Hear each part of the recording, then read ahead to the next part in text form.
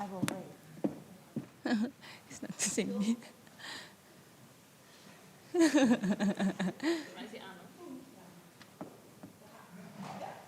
Yeah. Good evening. Welcome, everyone. It's really good that you confronted the cold weather to come here. You made the right choice. You made the right decision. Didn't seem like it at the beginning, but yes, you did. So, a warm welcome on behalf of the Studium Generale Groningen. So I'm sure a lot of you know the Studium Generale Groningen, but yet I'm still going to introduce it. So it is part of the Ruhr and Hanse. It aims to sharpen your minds and expand your horizons with innovative and multidisciplinary activities in the fields of science, culture, and society. The program contains lectures, film, debates, and so much more. So please check it out and sign up for more lectures. Also, welcome on behalf of our partner, the Groninger Studentenbond. So my name is Elise Romeas, and I am a political philosopher at Campus Friesland. And I will be your host today, the moderator of this session. So I work on compromise and democracy, but I'm also a manager. I've had various management positions in Campus Friesland. And although I'm committed to the principles of democracy intellectually, I must confess, in the day-to-day business of managing the college, I've not always abided to these principles. Sometimes because something seems very urgent and we don't have time to consult everyone, and sometimes because it seems that it's very sensitive, it's a very polarizing topic, and it might not help. So I'm guilty of this, but today I want to learn and become a better person. So I'm very eager to hear about the speaker. So I don't think my example is unique. Many workplaces are run undemocratically. And it's a shame when you think about it, because most of us spend most of our life in the workplace, sometimes much more than with our family. So it's a bit of a shame that in a democracy, we'd spend most of our lives in a way which would be run undemocratically. So shouldn't the workplace also be a democracy? We have today 3 wonderful speakers to answer that question. And I'm going to introduce the first one, Tuur Elzinga. Tuur Elzinga is a Dutch politician and a trade unionist. Between 2007 and 2016, he served in the Senate of the Netherlands representing the Socialist Party. He's been on the board of the trade union confederation FNV. He started with responsibilities for pensions and international affairs. Since 2021, he's president of the board of FNV. Elzinga believes it's time we put real democracy into practice, both in society and in the workplace. In his recent book, and here forgive my French, Democraten aller Länder vereinigt u, he argues that many of our current challenges, such as the rise of far-right populism, are rooted in the perception that our institutions no longer reflect the interests of ordinary people. His answer is unite for democracy. Please, a round of applause. Thank you. So you have 20 minutes for the lecture. Thank you so much. Well, is my microphone working? Yes, it is. Hello, everyone. Good evening. I'm very glad to be here tonight among people who care about workplace democracy, about, well, people who are interested, critical thinkers. Some of you might be students at this wonderful, beautiful institution, and some of you also might be members of the trade union family called FNV. Welcome to all of you. Thank you for coming. Let me begin with an inconvenient and very uncomfortable truth. We are living in an era in where the earth is being depleted, solidarity in society being eroded, people are being exploited, and democracy is undermined. Powerful corporations, driven by shareholders' interest, have a singular goal: more profit. More profit, no matter the cost. And the earth is their cash cow, and we, its inhabitants, are merely numbers in spreadsheets. Where does this go wrong? It starts with this question: how democratic really is our economy? Who holds the real power? Is it the countless workers who labor every day to keep the country running? Is it the people who generate all the profits, the enormous profits of these corporations? Or is it those, a small elite, who reap the rewards of these profits? Well, this question is not a new question, of course, and it has occupied me a long time, and unfortunately only last year I found the time to put this question on paper, to think about it a little longer. By democratizing our political system, we have stopped over a century ago with the real democratic debate and progressing democracy. After establishing political democracies, we forgot to democratize the economic power relations in our society, to democratize the corporate world. And the disastrous consequences of this oversight are evident all around us. Wages lag behind profits. Even last year's wage increases, the highest in 40 years, could not change this fact. The wealth being generated remains more and more, ever more concentrated at the top in fewer and fewer hands. Capital is unequally distributed in our country as well as worldwide. Why? As I mentioned, because companies and because the entire economy are not democratic. Where is the democratic control? Decisions that affect all employees of major companies are made largely without their input. Mergers and acquisitions are decided often with shareholders breathing down management's necks. Because more must be earned, a profit margin equal to previous years is considered a loss. And the pressure is ramped up again. Pressure on profits, but also pressure on staff, on the people. The hunger for profits is insatiable. And this isn't just at the expense of workers. The planet is also paying a heavy price. People and nature are treated as disposable, as inconvenient obstacles to insatiable appetite for money and power. And when I talk to people, they are increasingly concerned about this, about a society that is being hollowed out, a natural world that is being depleted. Companies should be accountable to all of us and not just to their shareholders. Large corporations play countries against one another. Watch out or we'll leave, and it happens. Companies pick up their headquarters and move from the Netherlands to the UK or to Switzerland or whenever. There's plenty of examples. With low wages, low taxes, special rules and regulations, or rather the lack thereof, as the outcomes. They have become superpowers. What can governments really do when companies are economically more powerful than they are? When the big capital influences law and policies? What we see is a system of structural inequality and concentrated power. In 2023, the 10 richest people in the world, they owned more wealth than over 3 billion people on the bottom of the pyramid. 3 billion people. And the 10 richest people in this world, they earn an extra 100 million every day. Every day their wealth increases by an extra $100 million.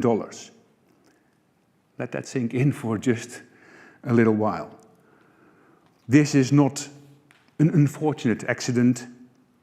It is a system that prioritizes financial growth over justice, growth of private wealth over common good.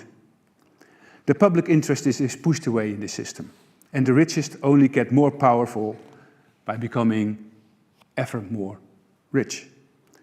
At the same time, we have to question ourselves, well, who owns the economy and who owns the economic decision-making? The people who create the commodity, the people who do the actual work, or the people who invest only financially in a corporation? The profit that is being created is only there because of the work that we do, that the workers do. We have a hand in the growth, but unfortunately not in the direction, not in the questions on where do we want to grow, what do we want to grow, and how do we want to grow it. We have to turn that debate around. It's a little bit over 10 years ago that I read Capital in the 21st Century by Thomas Piketty. And he explains how still after more than 150 years after that other book, Capital still accumulates in fewer and fewer hands. And in the 10 years since I read Capital in the 21st Century, unfortunately also nothing changed, at least not for the better. A handful of individuals wield so much power that it has become very, very dangerous for our democracies. Yesterday we could all witness the inauguration of Donald Trump. It was televised and shared by social media platforms all over the world. And we could all see top billionaire CEOs of these big tech companies sitting on the first row of his audience. Him, Donald Trump, being so close with Elon Musk. We see one of the most powerful, maybe the most powerful person in the world shake hands with the richest person on this planet. And we must ask ourselves, do we have sufficient countervailing power? Unfortunately, that is a rather rhetorical question. And this is serious. It is very serious, and it does matter. It should matter to everyone, every person on this planet. Our democracy faces threats on both fronts, from the greed on the one hand to the lust for power on the other. On the political front, deeply concerning trends have emerged. It is as if a ghost haunts Europe, the ghost of authoritarian, aggressive politics. Voters have grown disillusioned with what they see as an elite establishment, the powers that be. They feel unheard, they feel overlooked, and in quite many ways, they are probably right. Because in economic debate, it is never the interest of common people, but always the big economic interests that win the debate. In many countries, democracy is under threat from the rise of authoritarian leaders and populist movements that undermine democratic institutions while presenting themselves as the voice of the people who feel ignored and unseen. And this, in part, explains the massive wins that populists have had all over the continent and in the world.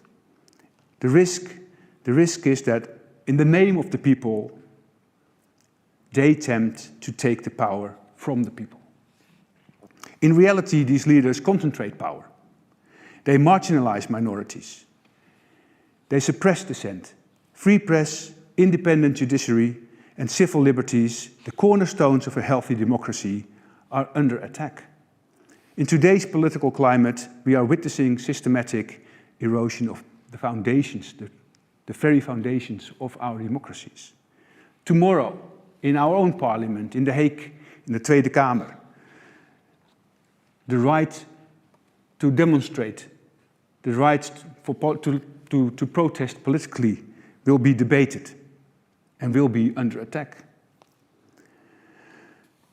But the danger doesn't only come from authoritarian power grabs. The threat to democracy is been there for a long time, in many ways far more subtle, but deeply embedded in the intertwining politics and big capital. Multinationals and billionaires exert disproportionate influence on policy through lobby groups, campaign donations, promises of economic growth. Legislation meant to serve society is twisted to protect corporations from taxation, from regulation, and from public accountability, as I said before.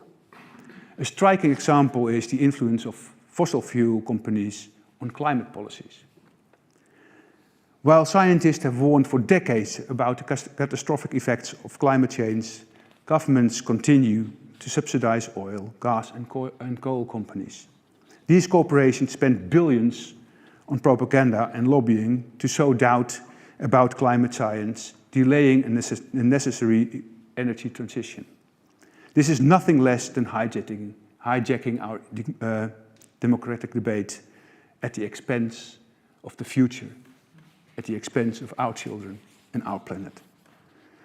And what does this mean for citizens and for working people in general? Trust in democratic institutions erodes. When voting doesn't lead to change, when policymakers listen to lobbyists instead of their constituents, cynicism and despair grows. This is fertile ground for radicalization and polarization in our societies, and we are seeing this everywhere around us. The current political debate, the current political climate also raises fundamental questions about equality. The growing gap between rich and poor is not just an economic issue, not just an issue of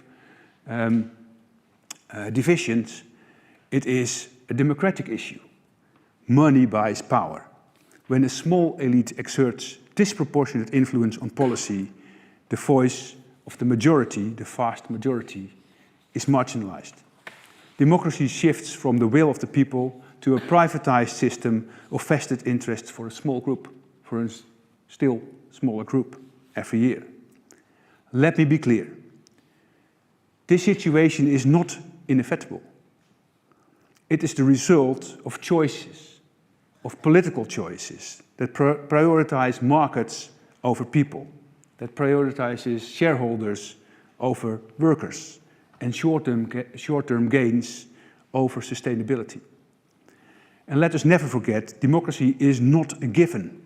It is an ongoing process, a struggle that quite possibly will never end. A struggle we must fight together. In the streets, in the workplaces, through unions, in universities, and within companies. Though fragile, democracy can be saved. It requires vigilance, action, and collective belief that a better future is still possible. And there are ways to do this. Just by starting this debate, by starting conversations on your workplace, with your colleagues, with your neighbors, with your family members. We have to start questioning who owns the economy. Our political representation is not any longer strong enough as a countervailing power. So we have to create more power for the working class, for the working people within our economies. Because if a worker in a factory had to say, they wouldn't blackmail the country for lesser taxes or leave, because then their job would disappear. And what about pollution? Would workers really put poison in a river if their children are swimming in it? Of course not. That is the public interest that should be stronger within the debate. That is why ordinary people, the vast majority of people, the working people, should be represented in the powers that form the economy. That is why we should create workplace democracy. That is why it is time to democratize the economy. We all have a role in the struggle. You are in this university today, in this building, you are the thinkers, the architects of new ideas. It is all our task to question the foundations of our economic system, to develop alternatives and to challenge the status quo. And that begins with discussion, that begins with debate, like the one I hope we will have now, from now on, tonight. Because do not let this conversation end by the time this evening ends. Let it be a new beginning. Because as Rosa Luxemburg put it a long time ago, history of the world is only two possibilities, socialism or barbarism. Let's rephrase it a little bit to this century. I would say there is only two futures possible, real democracy or totalitarianism. Thank you. The choice is ours, and the time is now.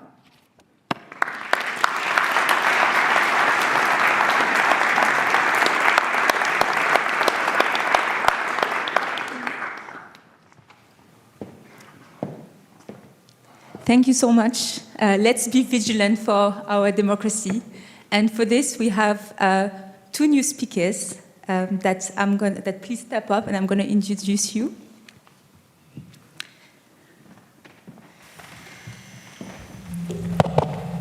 Yes, the two very exciting speakers. First, many of you know her, Lisa Herzog. Lisa Herzog works at the intersection of political philosophy and economic thought.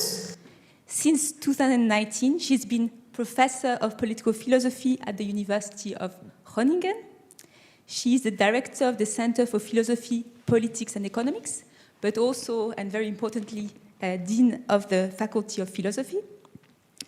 Herzog has published on the philosophical dimensions of markets, liberalism and social justice, ethics in organization, and the future of work. The current focus of her work are workplace democracy, professional ethics, and the role of knowledge in democracy. A round of applause for Lisa.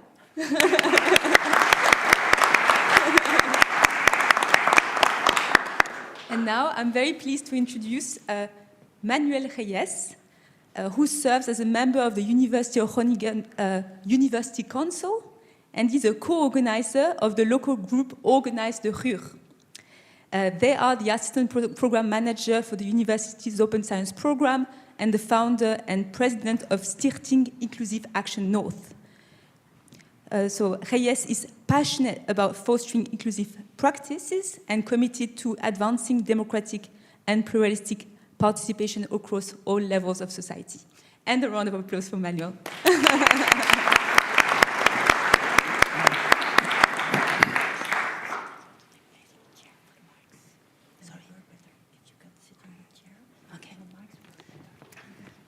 Yeah, the logistics. I have to step here. All right.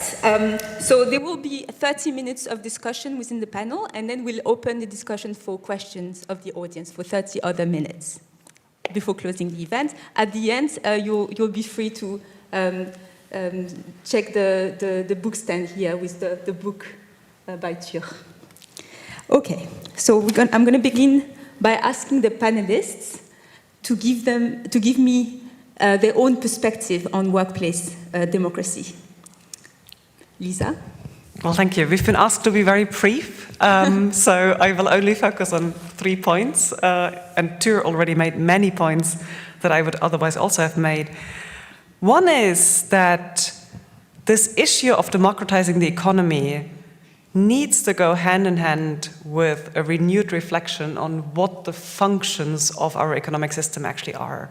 It doesn't make sense to say, let's democratize companies if the only purpose of companies is to make profits. And I'm pretty sure that if workers had more of a say, they would have other ideas about what they want their companies to be. And if you look back in the history of the last couple of decades, there had been this strange idea that you can somehow separate politics, which is all about values and interests and goals and so on, and then have the economic system as a kind of sphere that is only directed towards growth or profits or what have you. And I think that's something we should firmly reject. The economy is political, and we need to discuss what we want from it. What functions is it supposed to fulfill on a finite planet? And can be tensions between these functions. Sometimes producing cheap consumer goods can be in tension with having good jobs. And then the question is, what's more important? And that needs to be part of the discussion of what it means to democratize the economy. Second, and Tuur already went very much in this direction. I mean, the title today is Workplace Democracy, but we cannot stay at the level of the workplace. I think the question needs to be bigger, and Tuur already mentioned many of the reasons. It needs to be really about workplaces, but also industries, national rule setting, and from a kind of a real politics perspective, power politics, the EU is a very important level as well, which raises another interesting question. The EU is also perceived as very far away from many people, and there are discussions about its democratic deficit. But if you look at which instance on a global level is ever willing to take on the big tech companies at the moment, the EU is the one that's at least trying, imperfect as this may be. So I think all these different levels are needed, and the question is, at all of them, how can you really get power to the people, and how can these different levels function together in a meaningful, constructive way? Last, third point, this is also a feminist and intersectional issue. Tuur mentioned the 10 richest people on the planet. I think they're all men, if I'm not misinformed. At least most of them. Maybe there's one. Maybe one. Yeah, maybe one woman who. But this is also very much a project where women, people of color, and other minorities are always, structurally speaking, at the receiving end of power structures. And they are the ones who are doing lots of the bad work that's exploited for the sake of other people.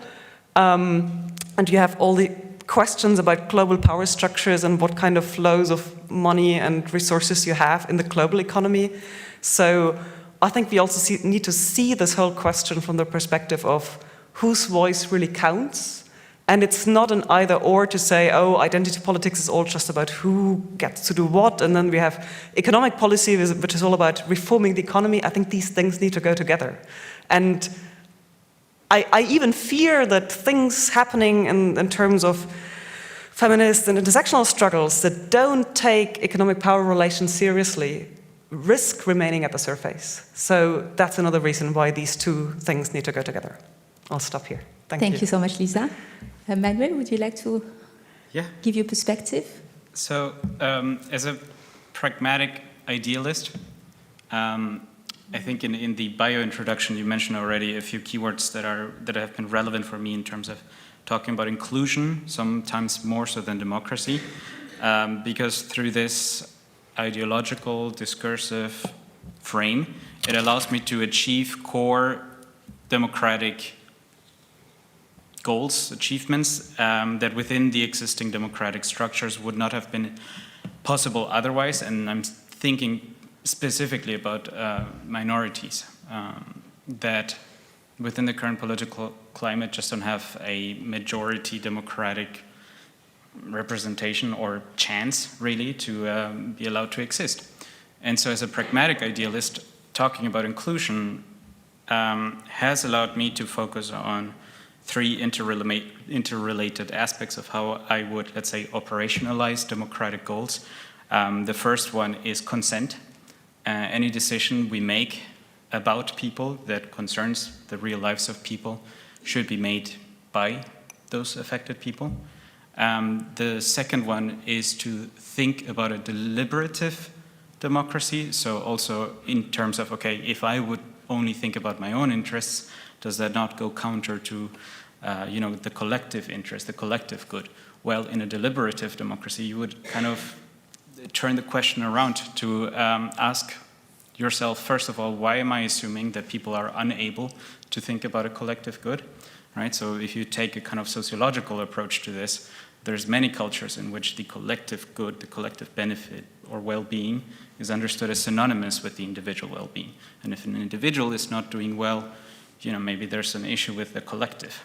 And I think there's fantastic studies around this specific dynamic of how entire cohorts of people just start behaving differently or more selfish if the collective as a whole is not functioning properly. So it's one and the same thing. So yeah, the first one is consent, the second deliberative democracy, and the third point is about. I'll try to put my a centuries-long discussion about superstructure and base, and as someone who did cultural studies, I focus primarily on the superstructure and how that justifies the economic base, and why we can't have workplace democracy is because ideology, but ideology is shaped by our blah blah blah. So I'll try to summarize this as a pragmatic idealist into just I think a better framework of Judith Butler's performativity, of seeing the way that we deal with each other, the reasons why we have this the cultural elements, this idea of the collective benefit not being compatible with the individual good, individual well-being, as a kind of cultural framework in which we act a certain way, and that act recreates that framework, right? So every time I make a decision, to say, for sake of efficiency, I'll decide for my team as a manager, instead of making a democratic deliberation on this, however brief it should be. I'm recreating that mistrust, that distrust into management. And so for me, these three elements have been much easier to achieve or get anywhere with under the umbrella of inclusion. But I must say that that's a very unpopular term now, so I'm changing my register as well again, while remaining my idealistic points that minorities, regardless of how popular they are in current societal times, deserve a right to exist. So that's been a little bit my take on workplace democracy as a kind of pragmatic, while at the same time not losing any of my idealist drive. Yeah. Yeah. Thank you so much, Manuel. So you brought up the concept of a deliberation, but proper deliberation takes time, right? And I'm a bit worried that there's a day-to-day business of running an organization within a capitalist world, and how is it possible for workplace democracy to survive with this competition, with this time pressure? How can you be a bit more concrete? Because I see the ideal, but I wonder how does it translate into practice? Anyone?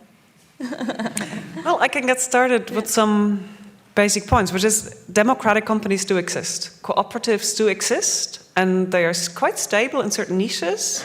And then there's also the systems of co-determination that you have in certain European countries, which should not exist according to textbook logic, because in a global market they should be outcompeted by the others. So the textbook logic of economics kind of get it quite wrong with efficiency. And I think there are a number of things that can be said or brought forward as potential explanations. One is deliberation and hearing people's voices and learning from each other can also really be good for a company. Now, as I said earlier, it shouldn't be just good for their profits, but sometimes, there are also other organizations, and if it's about a cooperative that needs to survive in a difficult market, they cannot afford not to care about their profits. And then bringing together lots of different perspectives can actually really be useful.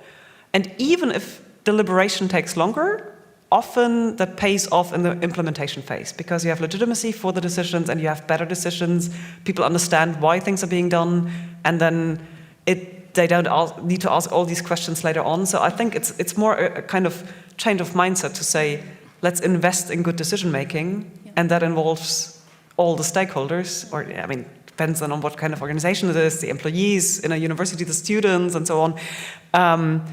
And that leads to better decisions, and that also helps an organization. But as I said, the point is not to help them make more profits, and there need to be reforms at other levels as well.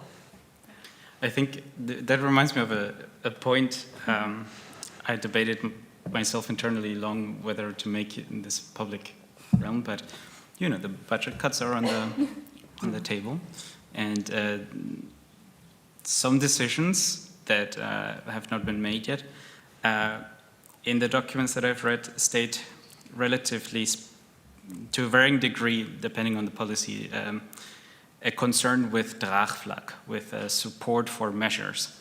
And what I find very funny, if not sad, thing about this is that it sees the lack of support for possible measures as let's say, a factor in how they have structured this entire decision-making process, and not something that is there by design as a kind of like accident.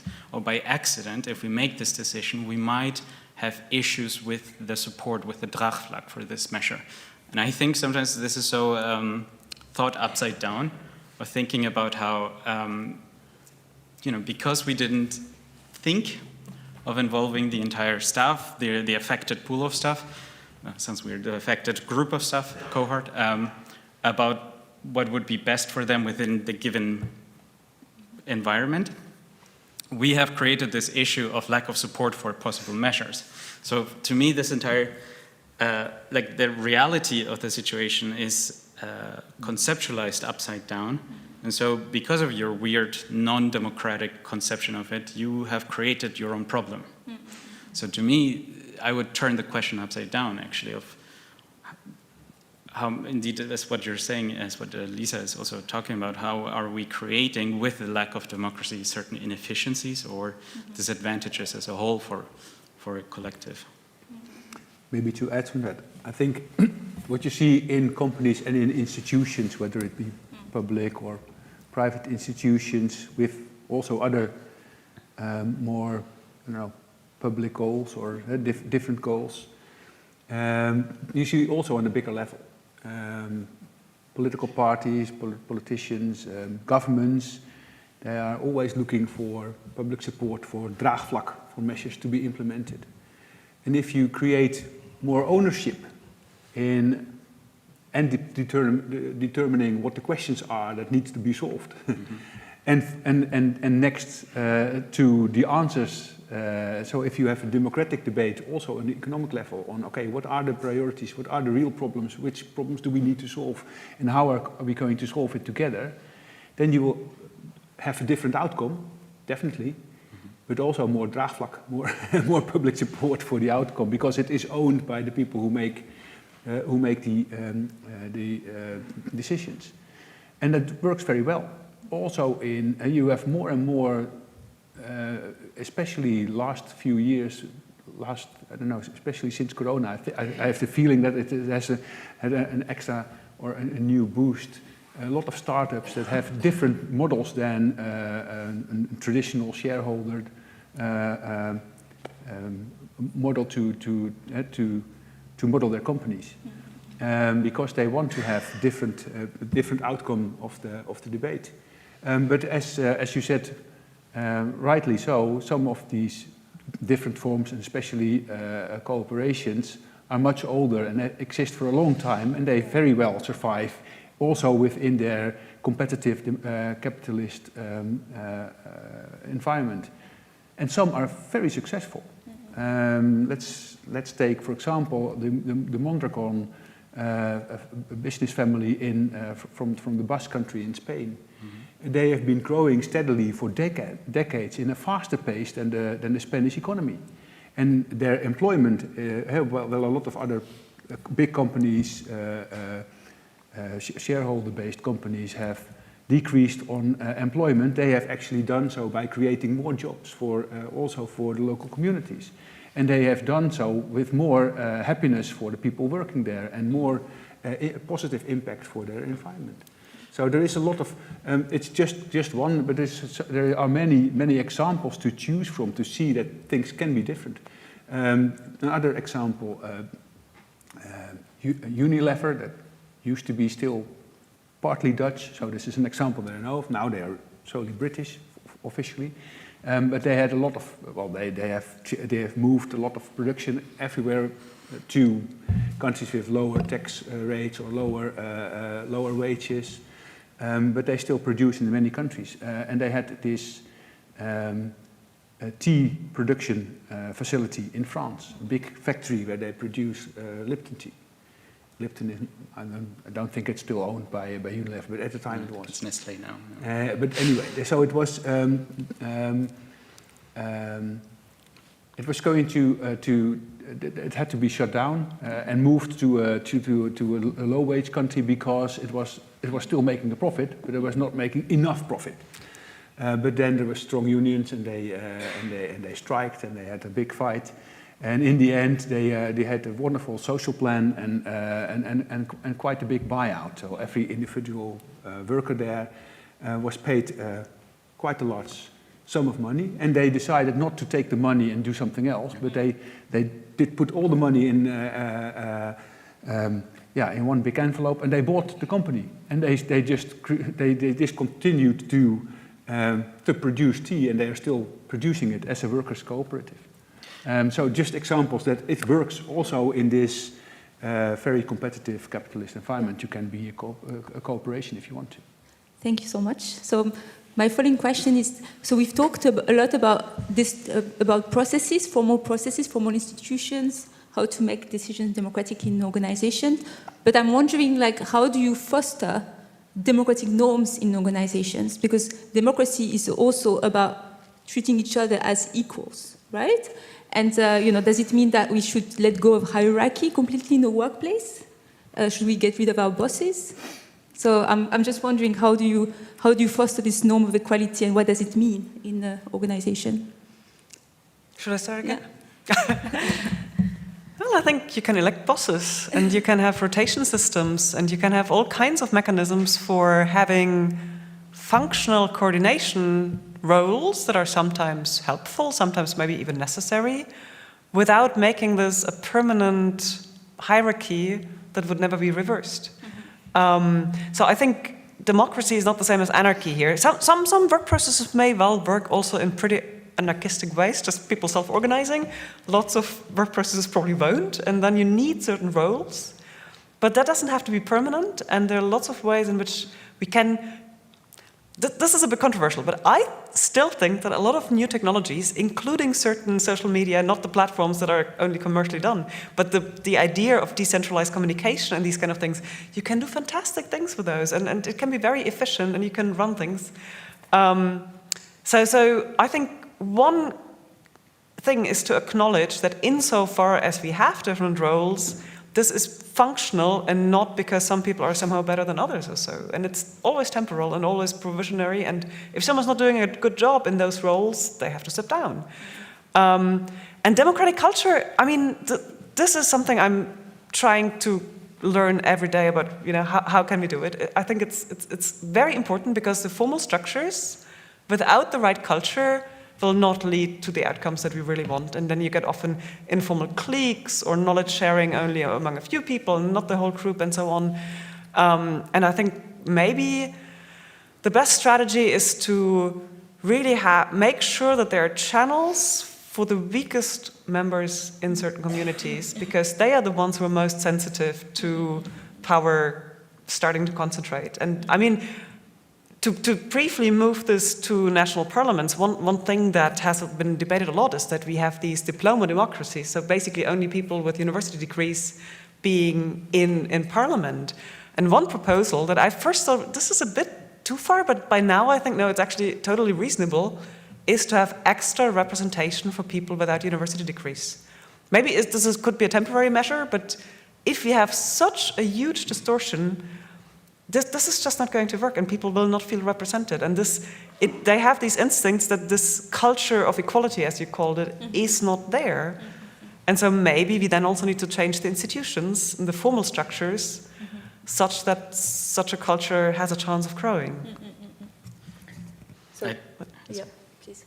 I think thinking again in the terms of Butler's performativity concept, I think I recommend in any case that everyone just takes a look at their CAO, and especially the way that salary scales are defined, and the function is actually, the higher you go on the ladder, the more difficult the skills are that you're supposed to have.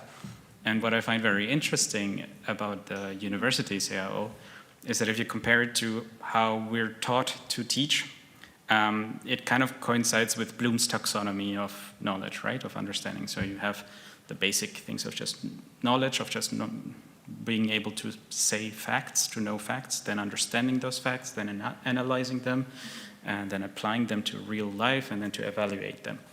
That kind of coincides with how we structure the salary scales. the higher up you go, the higher up you're supposed to be on the Bloom taxonomy. And a lot of people, like kind of scale 10 and below, are stuck in the analysis part, and we're not supposed to apply it to the real world and to evaluate whether what our analysis is good, important, relevant, etc. And I think in our CIO, to some extent, some amount of distrust is encoded already in the way that we work with each other. So because you are salary scale 10 and I'm salary scale 11, I'm allowed to do something with your analysis. And I find that, let's say, I'm not sure if this is a representation of a culture that exists or something that fosters that culture, you know, chicken and egg.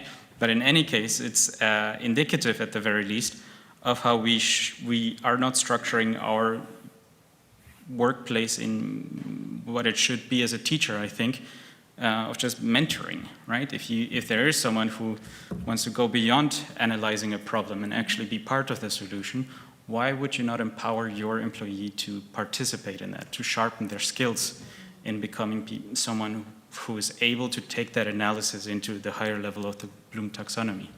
So to me, this is just an example of doing, I mean, in policy discourse, it's called the post-structuralist policy analysis, where you would take a look at what are the core assumptions behind certain policy papers that you read. Take that into kind of, a pragmatic solution of just saying, okay, then let's just be very didactic about it. Hey, you want to take decisions? Let me mentor you towards making decisions. Like, that would be an easy way of just fostering a more democratic culture. It's not guaranteeing that the culture will become democratic, but it's, you know, there might be egos involved. But it's a step, it's an idea. Yeah. Thank you very much.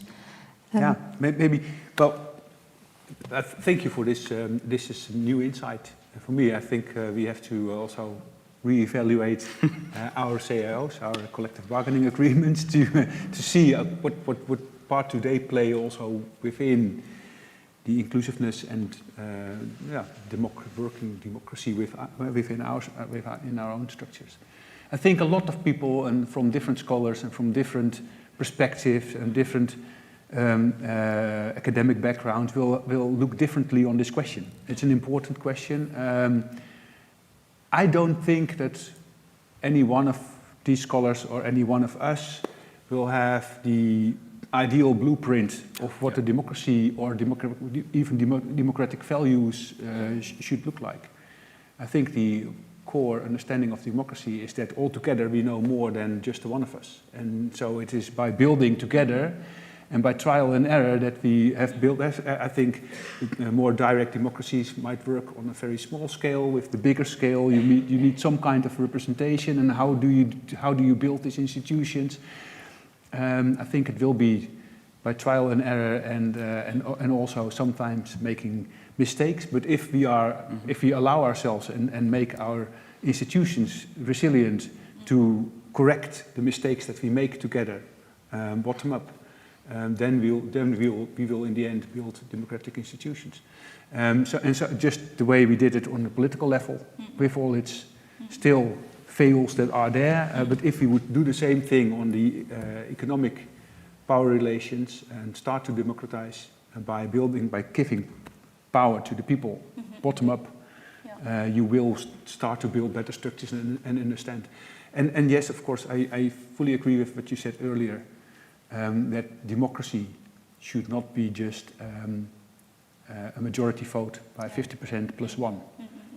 I think we start to understand better and better that if you consistently ignore a large minority, you get very unstable societies. So you want to build deep democracy where you do understand and try to include also voices of minorities. Yes, thank you. So power to the people, but what is the people in the workplace? You talked about students, obviously, in the university, like include them in decision making, but when it comes to hospitals, should we include patients? When it comes to big businesses, should we include all the customers? So how do you solve the boundary problem and the question of inclusiveness when it comes to workplace democracy, because I'm a bit worried. The first one who... I think Tuur gave the answer. Experiment and see what works. Okay. But I think in general, I mean, in democratic theory, there are different ways in which you can argue for who should be in, who should be out, who's affected, who's subjected to the power of an institution, and so on. And there can also be different ways of involvement. You might have a representative in a committee, or you might have veto power, which is a very strong instrument, or you might have more advisory roles. But I think that's exactly the question that we need to solve. How to have the right democratic governance structure for different kinds of institutions, and it will not be a one-size-fits-all. It's crazy that shareholder theory thinks that we can have one model that works for all organizations, and then they apply the same rough pattern also to public institutions. That's, I think, crazy. We should expect plurality of forms and practices, but in the end the question is really who has the power ultimately. This is not super on topic of your question, but just in response to something you said about the shareholder theory. So as part of my undergraduate, I did some entrepreneurship in the cultural sector courses. And I remember just reading this organizational theory book and being, like this complete radical Marxist who just squatted a building and is feeling very odd at this business club. Just reading the book and thinking, oh, this is bullshit. This does not apply to our little anarchist group that we're forming here. We are an organization in the broad sense, but we don't need these notions of how to engage a stakeholder. And then I remember just coming into the first conflict in this anarchist group and having the book in the back of my mind and thinking, okay, so this person does not feel engaged because in the stakeholder matrix they fall under here, et cetera, et cetera. So I did start to read the book differently, which is where you just replace the profit incentive or the, let's say, stakes that someone has on economic terms with other kinds of stakes, especially the more social ones, the more prestige-attached ones. And then, unfortunately, I think they're onto something. I think organization scholars can teach us quite a lot about democratic structures, or like making better democratic structures if we reinterpret a little bit of their jargon. But I agree on organizational Yeah. scholars. That's not the same as shareholder theory as a model for companies. But I think oh, sorry. No. Okay. Shareholder, stakeholder. I keep mixing them up. But yeah, stakeholder theory is something different than shareholder theory, for sure. Yeah. Well, I agree. I think you should try to include preferably all stakeholders, but in a workplace, of course, there's different workplace, different institutions. Sometimes you deal also with students. Sometimes you deal with patients or with consumers. But you always deal with workers. And why should we just listen to the voice of people who invest their financial capital? That is more and more concentrated power in fewer hands, and not listen to the vast majority of people who put their labor power into production. And why is it that the people who put in financial means are the economic owners, and people who put in the other just as essential human capital into a company are considered not the co-owners. And since we as unions also have instruments, or we have the capacity to actually stop the work and stop making the profits, we can actually by striking disrupt the economic production. We have means. We have some countervailing power. So I think at least unions should be part of the solution by democratizing. But yes, ideally you also give a voice to the other production factor that is needed, like nature. And unfortunately, nature can't speak for itself. So we have to take it into account in different ways. But if you want to democratize, you have to map where the stakeholders are, and say how and see how in every case you are going to make sure that all the stakeholders will still be happy at the end with the outcome of the process. And I think also on a grand scale that's necessary, because I think students are not just, to reel it back to the question, students are not just, let's say, short-term stakeholders for the organizing of the bachelor program or the master program or something like this. I think the great and difficult task of the university is a societal one. It's a broad one. It's to just like, we're creating the future with every kind of graduation. Well, before that already, right? And I think, to some extent, sometimes keeping apart, let's say, the laboral aspects from the future of students, keeping that apart helps us actually create a little bit more of a democratic process for students as well as for staff, which might feel a little bit counterintuitive, because students should be as involved into or the laboral aspects of running a university should be as transparent as running the educational program. But I do think, thinking about like conflicting interests, I do think that sometimes it's easier to keep this both apart to make both parties happier. But some preliminary thoughts. I do think, broadly speaking, for the benefit of students as a category, as a class,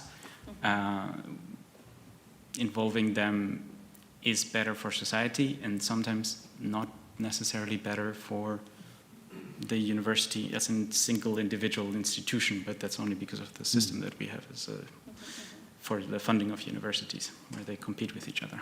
Yeah. Thank you very much. So I have a concluding question. So when it comes to workplace democracy, should we be radical? Should we call for a revolution?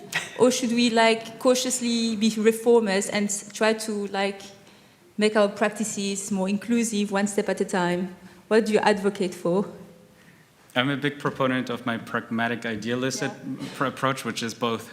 At every point I get every time I get a chance to, I will say, you need to fully join a union and prepare for the strike. And more radical things that I'm not super confident saying here right now, but and be very pragmatic about how to operationalize that ideal goal, how to get there step by step. It's a little bit of backcasting of saying, okay, my ideal university will look like this. What do I need to get there? And so thinking backwards of the entire process. I think, it sounds funny, but I genuinely believe that doing both at the same time is the most effective way.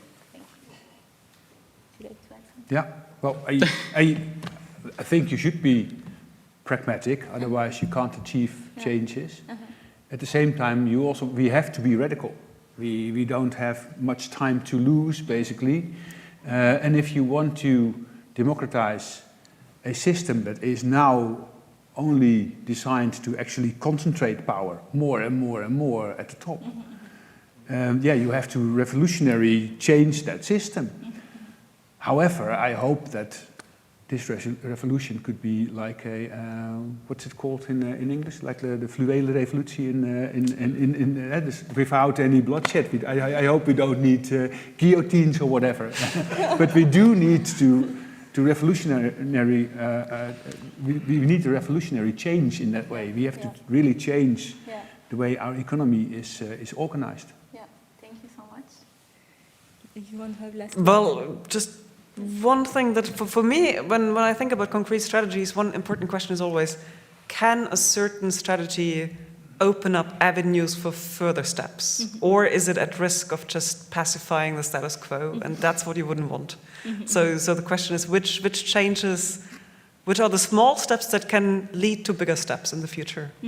Because otherwise there is a risk of, pragmatic idealism ultimately being too stuck and staying in the niches. And the question is, how can we get out of the niches with these kind of things? And also, I think there are different roles in this process. So different, you mentioned this a bit, universities have different roles than unions. And the question is, how can you play these roles to your strength and collaborate? And create. I think ultimately we need. I mean, we had Anthony Kwame Appiah here, who has framed this notion of a moral revolution, where certain things are not acceptable anymore in society. That's where we need to get. That, income without work just shouldn't be acceptable anymore, and that would. I mean, then the rest would probably follow.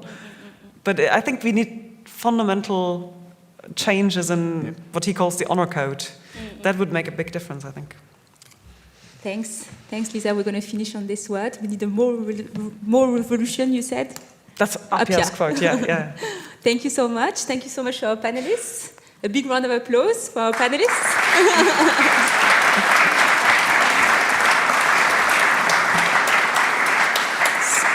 So now we're going to open the floor to the audience for questions. You have the mic. So please raise your hand if you have a question.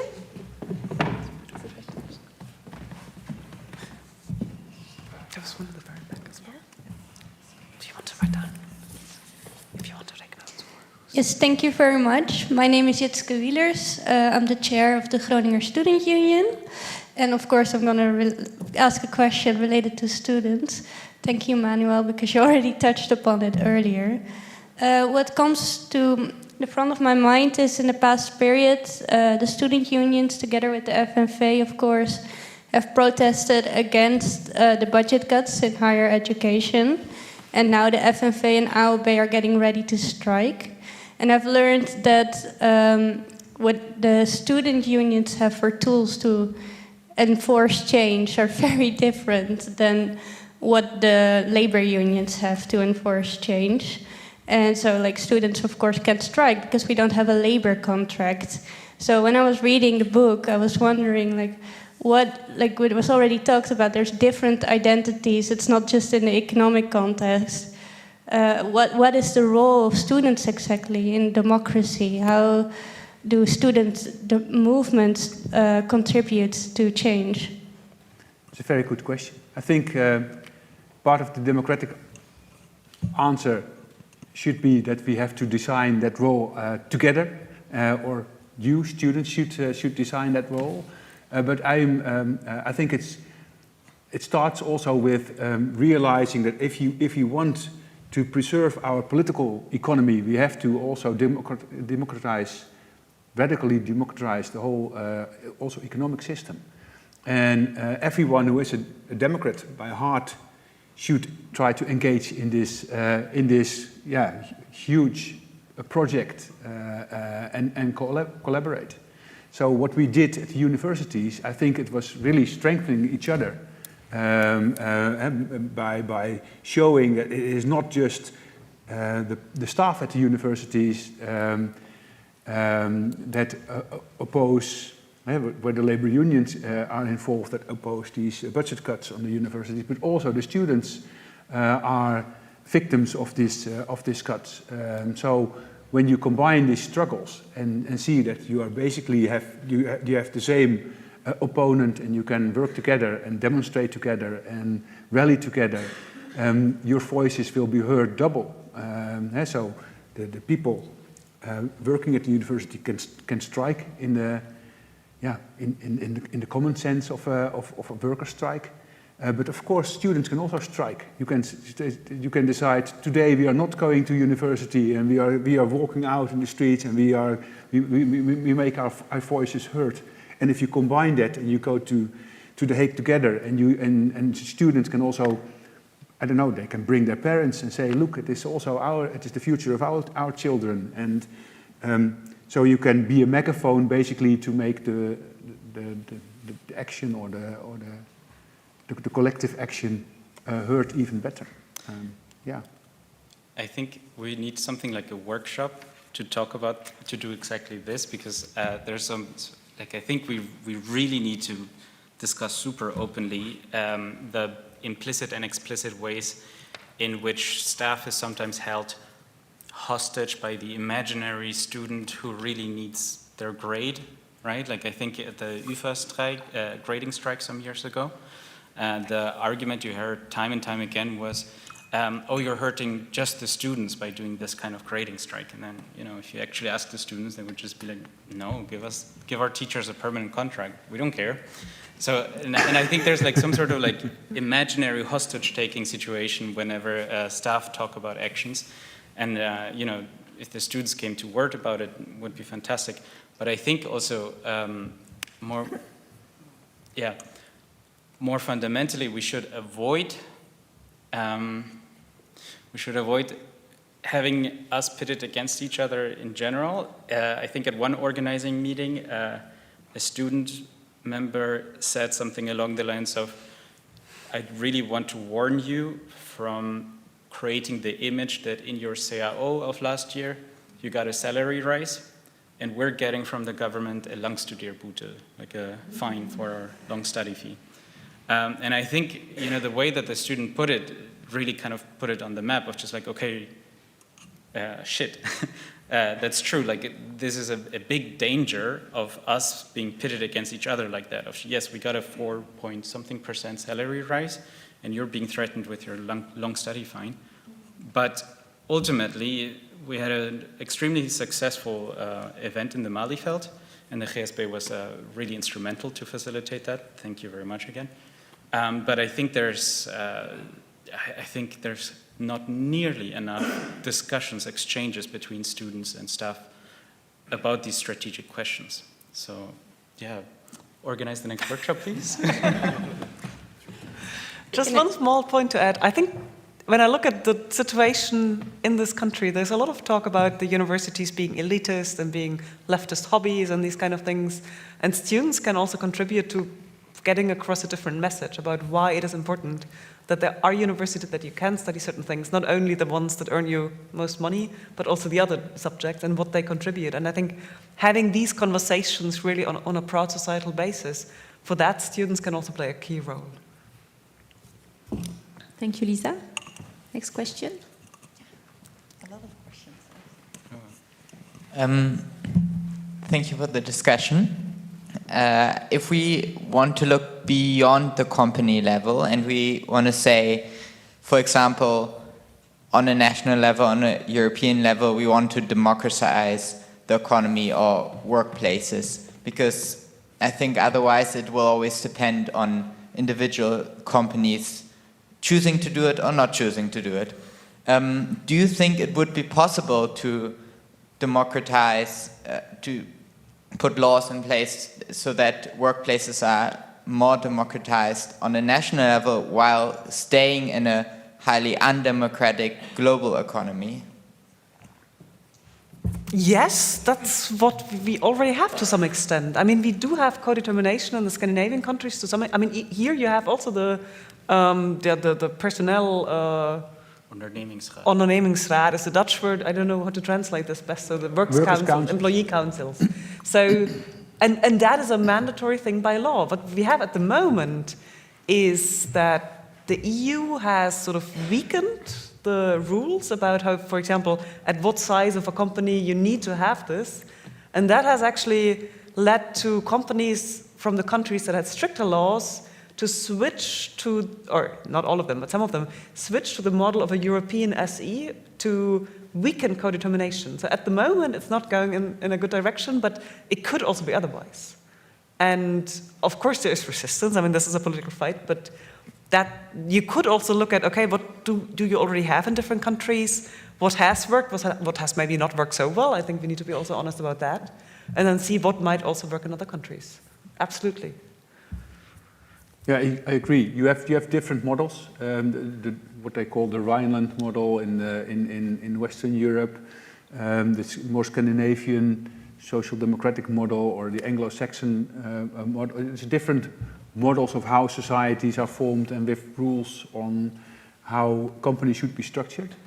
And even though we are still mainly a Rhineland model society in the Netherlands, we have given shareholders much more power since since the start of this century, and that really has changed also the power structures, including with more foreign ownership, more American-based capital and capital from all over the world, basically owning a lot of companies also in Europe. So that is also, it's also one of the changing factors of how our economy is structured nationally.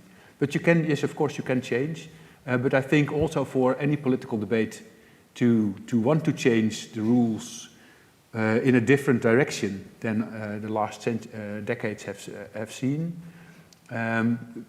you need also good examples. You need to show, look, it can be different, and it can be very productive. We used to have a much higher labor productivity in the European continent, even though the profit margins in the Anglo-Saxon world might have been higher then. Our output and also on a broad welfare base in Europe was much higher. So you can change these drivers that have gone the other way. You can also change them back. It's a matter of political choice, but it will not happen only voluntarily, also not within these companies, if there is not enough pressure or countervailing power bottom up. Social change for the better will only happen with sufficient pressure from the people actually demanding it. And my strategic worry is that I think a couple of years ago in one of the socialist groups that you find yourself in every now and then, just happens.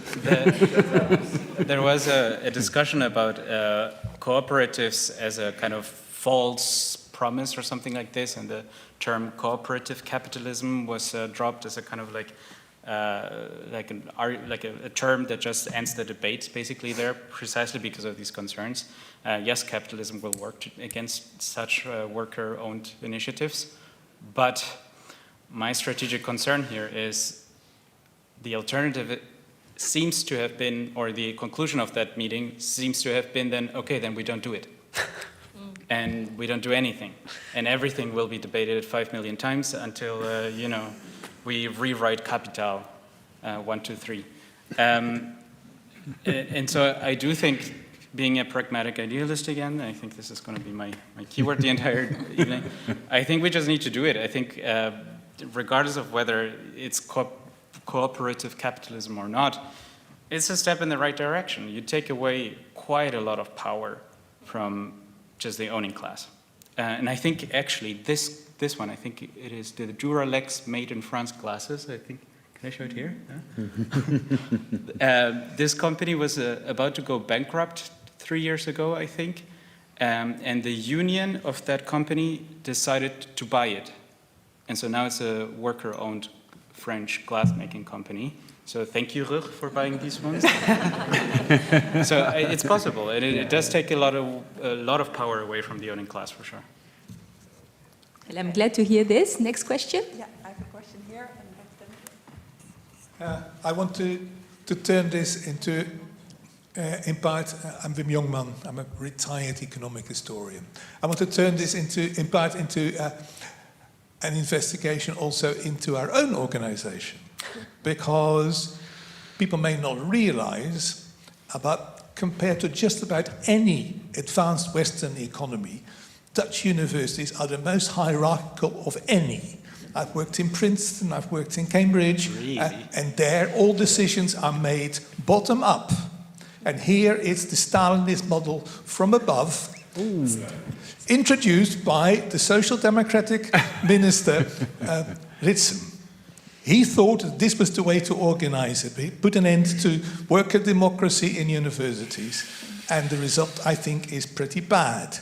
It is. The unions also have played a nasty role in this whole process, because as you complained about the collective labor agreement and the ranking system and the system for promotions, the unions didn't want to have promotions based on merit, so instead they advocated the imaginary differences between the different job titles, and in the end we now have a system whereby hierarchy is based on the extent to which you are actually the boss. Yeah. More leadership, leadership, leadership. It's a perversion of what a real university is all about. So, thank you.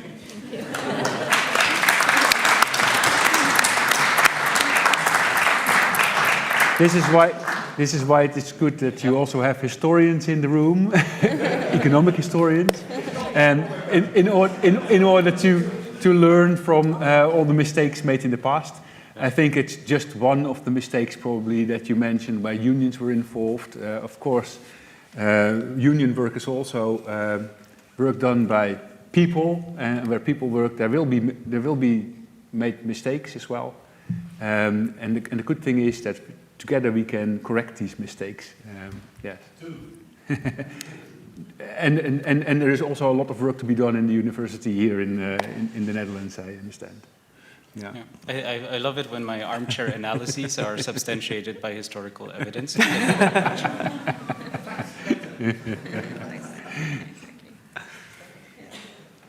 Hi, my name is Erwin. I'm a PhD student here. Thank you very much for organizing this very timely debate. The way I understand the discussion to be was that Tuur kicked off the evening with a diagnosis, and the diagnosis is that wealth is being concentrated in fewer and fewer hands, and this leads to like a huge asymmetry, power asymmetry, and so on and so forth.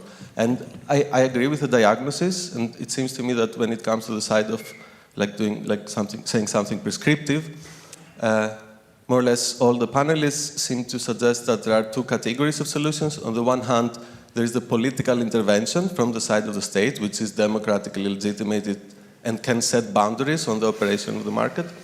And on the other hand, there is also another category of solutions, which is like self-organization, democratic organization by employees, by workers in the workplace. Now, I want to set a challenge, historical challenge. There is this, since Marx has been mentioned a few times, I think I can do it once more. There's this very short text by Marx called Critique of the Gotha Program, in which basically he criticizes the Gotha Program, which was a platform for the establishment of the German Social Democratic Party, and he criticizes them precisely for being not pragmatic and not realistic. And the challenge is the following, that both the cooperatives and the tech billionaires operate within a system that decisions over production are determined with reference to exchange value. Like products are exchanged, and this is what determines what we are going to produce, how we're going to produce it, and so on and so forth.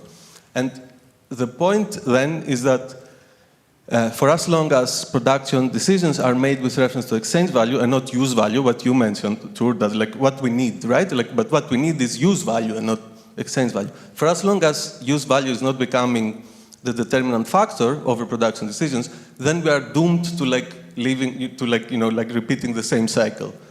More social democratic situation, post-World War II, then more extreme right wing, like today, and so on and so forth. So what would you say to this challenge? That what we need is what Elise said, more revolutionary systemic change. And this is actually the real pragmatic position, right? Well, thank you. What I said about functions in the beginning is a different way of saying we need to talk about use value. And I mean, we need to talk about what is it that we expect from this economic system? What level of material provision do we need? What level of energy use? And what do we expect in terms of, for example, free time, which is also a traditional union topic? What do we expect in terms of use of resources, and how can we negotiate this as a society at these various levels? We cannot just assume, I mean, I said growth, you said exchange value. It's sort of the same idea that there is some kind of external, quantitatively measurable goal or so sort of the one thing where you can measure the success of an organization, and that you should maximize this one variable, and that you have to compete with other organizations on maximizing that variable. And then universities do the same with ranking. Don't get me started. But we need to ask what is it that we want to do, and we need to be open about the possible conflicts, because, and this is a historical point that I have read in a history book, so I cannot vouch for it, but I find it very plausible. In the Cold War era, it was very attractive for politicians and also company owners in the West to say, our system doesn't make any value decisions. David Shepley has written about this. Ours is sort of, we leave all the value decisions, all the difficult compromises to consumers or to owners. The system is sort of neutral, and the state doesn't impose anything on people. But that's an illusion, because it then imposes the growth function on the whole system. And so I think that's one of the deeper intellectual issues, that we don't acknowledge that there are political values at stake in all economic decisions. And the whole technocratic talk of as if you could make decisions about what a university should be, what a company should be, by just looking at accounts and numbers, that is something we really need to challenge quite fundamentally. And who, if not the employees? I should stop. I get too excited about this. Yeah, well, maybe trying to not to get into a too technical debate. I think the point is there is quite a lot that you can do to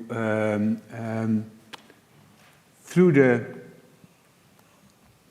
political, the democratically controlled political power sphere to correct what goes wrong in the economic sphere.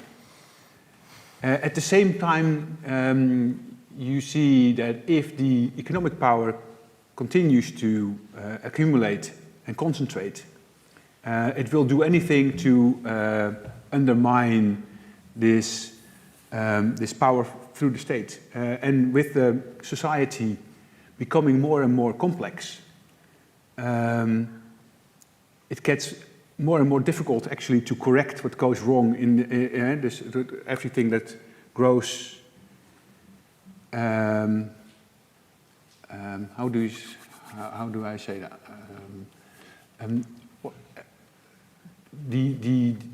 Both the divergence in wealth in the economic sphere, but also the divergence in power, and so the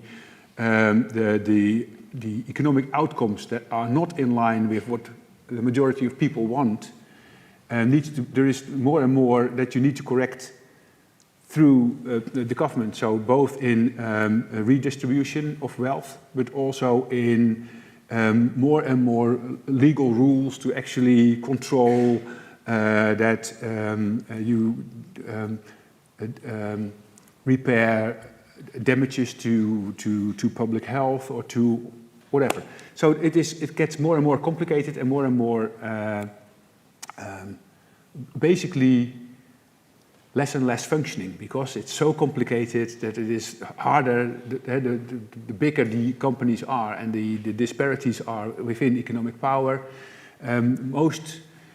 We are still able to do it, because in some countries we are still able to more or less redistribute power or economic outcomes so that all people have a relatively wealthy life in many Western countries.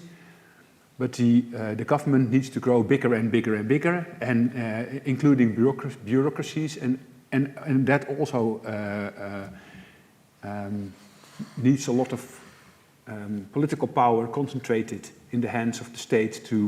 So we have a problem on both sides, that we have economic power concentration and political power concentration to balance the economic power concentration. And I think both are a threat to our democracies, to people's power. And this is what I raised. This is why you don't see only nowadays not just exploitation of people and depletion of natural resources, but also of all the social fabric of our societies as a whole. And I think this is well, it's not a new threat. It has been going on for 50 years, but where we were able to, after a post World War II, or possibly also the decades before the Second World War, but we were able to build in the interest of the broader public. It has been to a large extent also demolished. It has been broken down, public goods have been sold out, etc. So I think the answer can only be to also bottom-up start to democratize the economic sphere, while not trying to make the same mistake that a lot of so-called socialist societies made by concentrating so much power that the people might be economically more equal, but still very unfree. And the goal of democratization cannot be to concentrate so much political power that the people are still unfree.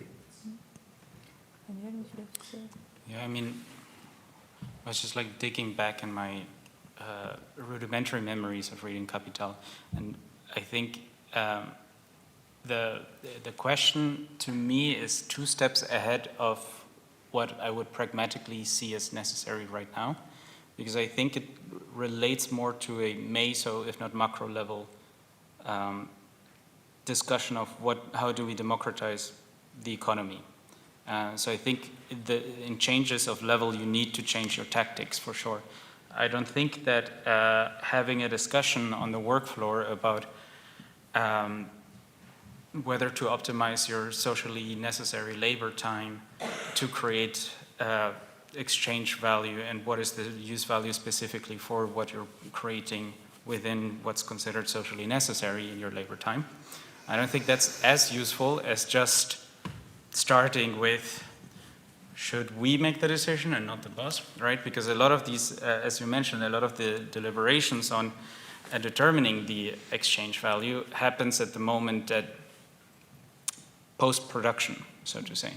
So I don't think that, I think that that's a necessary discussion and something to deliberate on, way beyond democratizing production to begin with.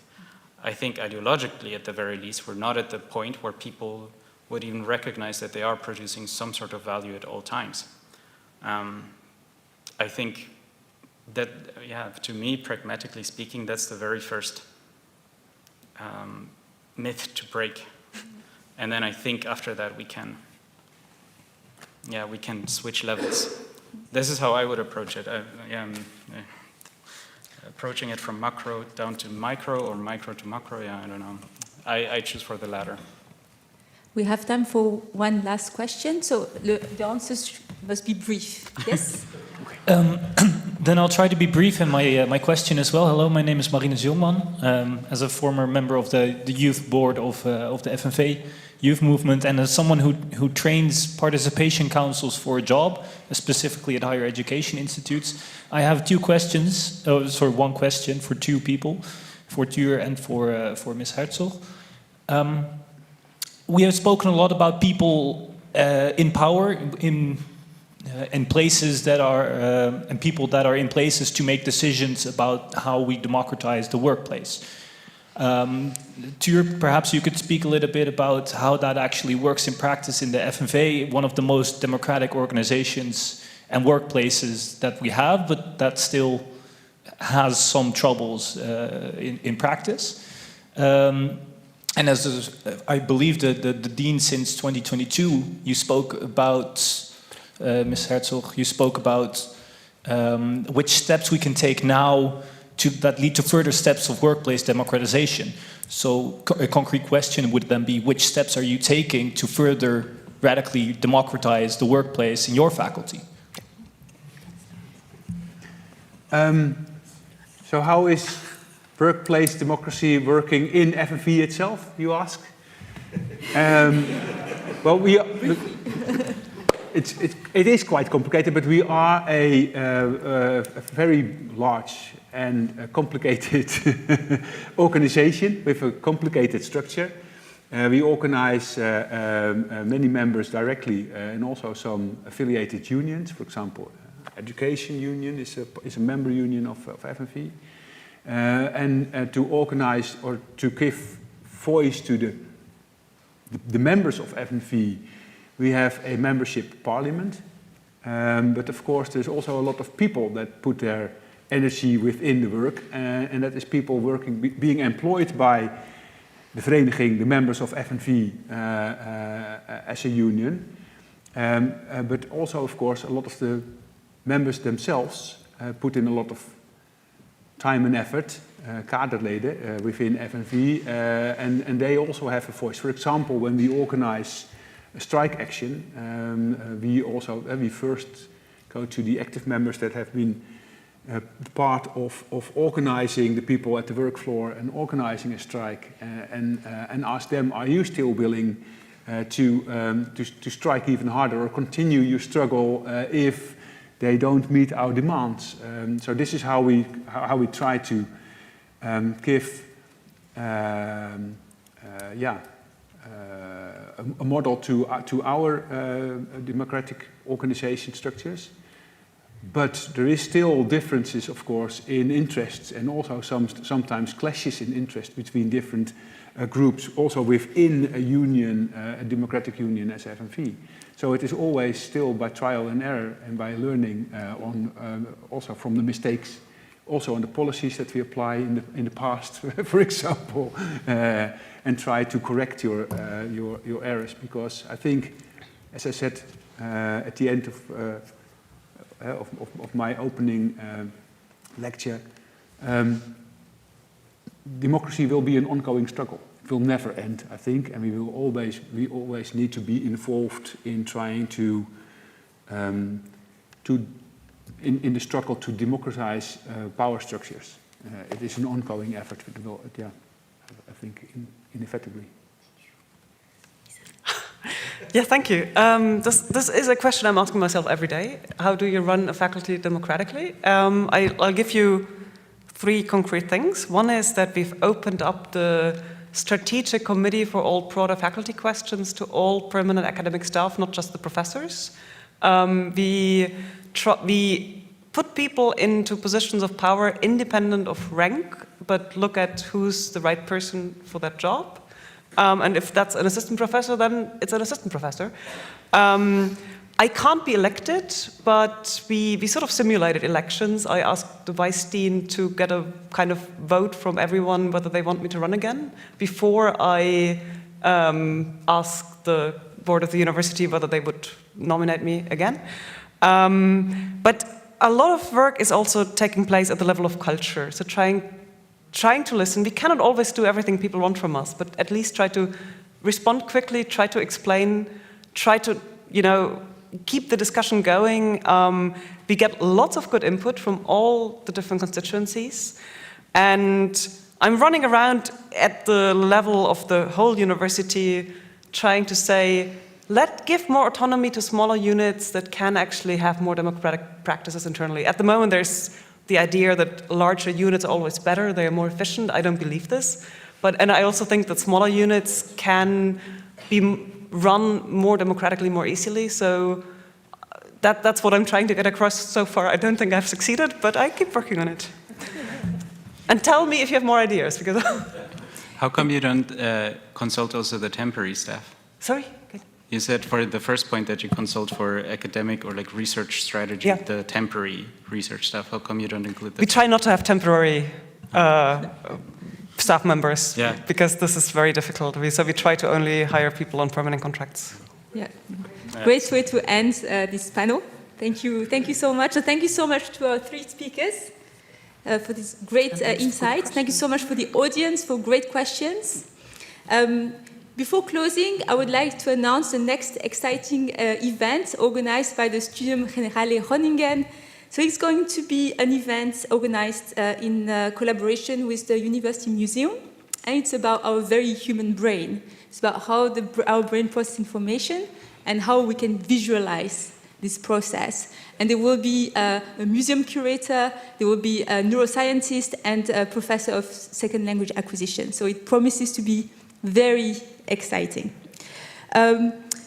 Before I close, we'll show you a QR code. It's coming. So the Studium Generale Groningen is also run democratically. That's why we need your input. Your voice needs to be heard in a satisfaction survey that will be put in the QR code. So feel free to fill the form if you wish. Okay. Now it's time to close the session. I wish you a wonderful, wonderful, wonderful night, and don't forget the books here, the book stand. Thank you so much.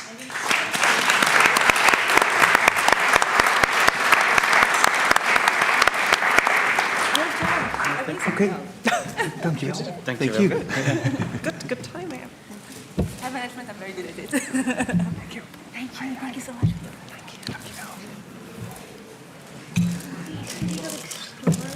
We hadden met de bond 2 van uw boeken als prijsvraag uitgereikt. Wat leuk. Ik vroeg me af of u ze misschien wou Tuurlijk, studeren. ja zeker. Ik weet niet of hier een pen is. Ik heb geen meegenomen. Ik moet even een pen pakken, dat gaat vast lukken.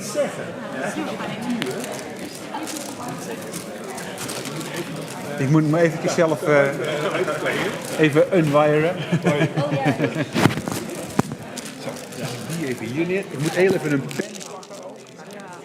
Want ik moet even een paar boeken hier ondertussen.